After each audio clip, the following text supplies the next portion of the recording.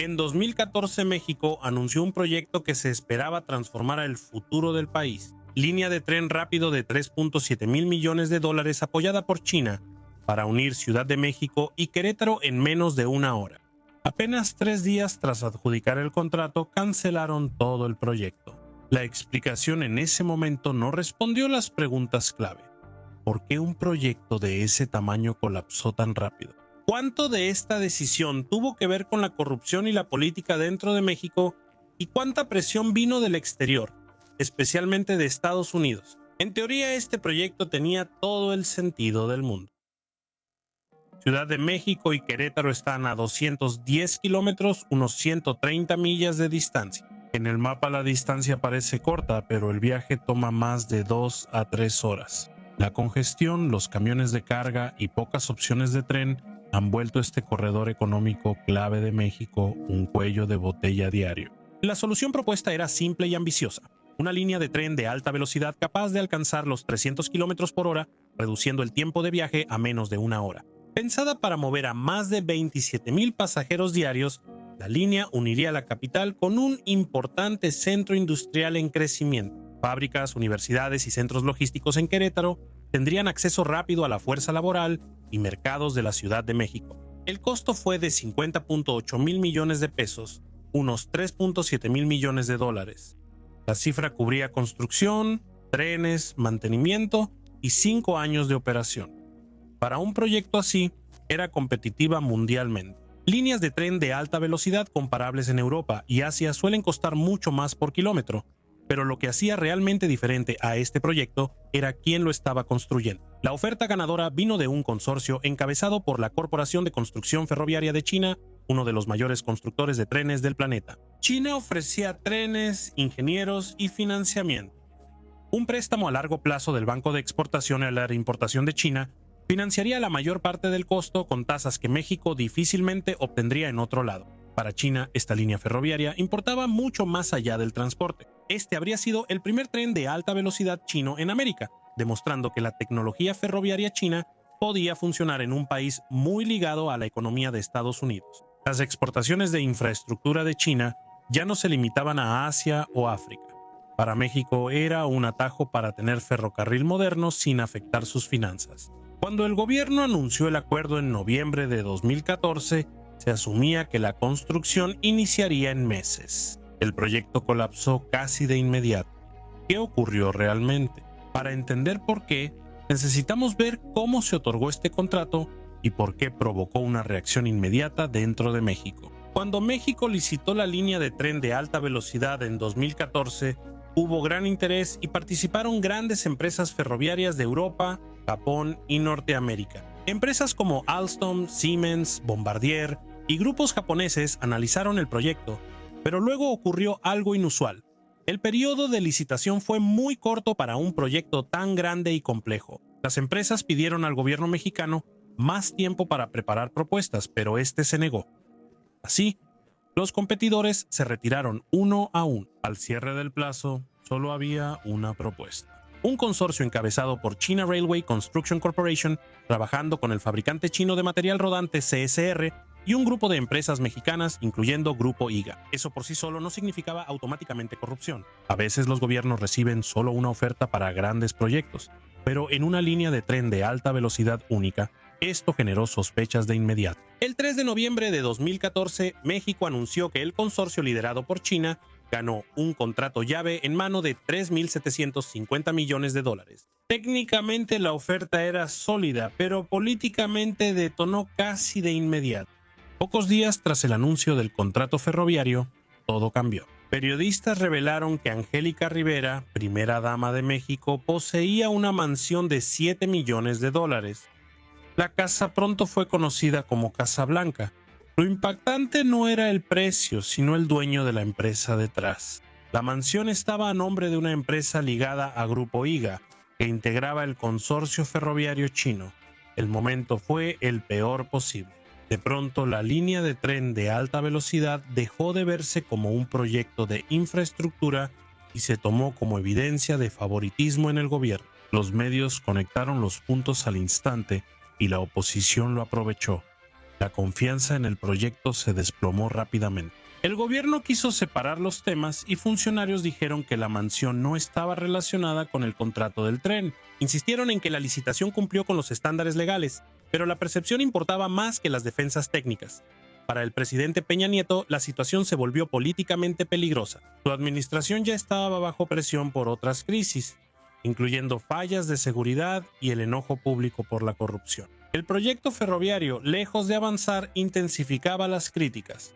Además, este escándalo surgió rápidamente. Estalló a las 72 horas del anuncio del contrato. En ese momento, el problema ya no era la viabilidad económica de la línea ferroviaria, sino su legitimidad. Cualquier intento de avanzar se enfrentaría a desafíos constantes, batallas legales y resistencia pública, así que el gobierno tomó una decisión rápidamente. El 6 de noviembre de 2014, 3 días tras adjudicar el contrato, México canceló el proyecto. El Ministerio de Transporte informó que se canceló totalmente el acuerdo del tren de alta velocidad con el consorcio chino, sin renegociación ni pausa. La explicación oficial fue sobre la credibilidad.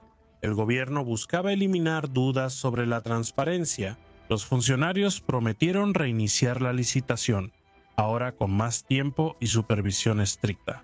El mensaje fue claro. El proyecto no estaba muerto, solo su forma de adjudicación. Sin embargo, la rapidez de la decisión generó nuevas dudas. Los contratos de infraestructura grandes rara vez se cancelan en 72 horas.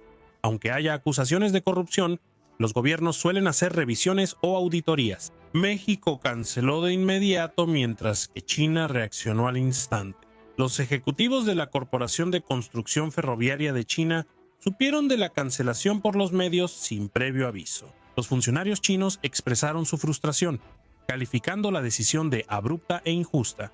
Los medios chinos cuestionaron la fiabilidad de México como socio. La ira se difundió rápido en redes sociales. Algunos acusaron a México de deshonestidad política y otros culparon presiones externas, especialmente de Estados Unidos. Funcionarios mexicanos trataron de calmar la situación y enfatizaron que las empresas chinas podrían volver al proceso, negando que China fuera señalada. Pero la confianza ya estaba dañada y el reinicio realmente nunca ocurrió.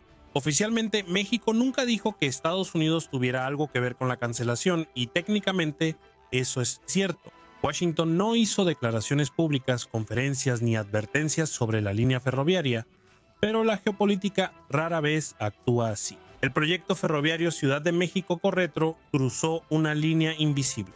Este no era un proyecto chino en África o el sudeste asiático. Este megaproyecto fue construido y financiado por China en América del Norte, en un país que Estados Unidos ha considerado su patio trasero.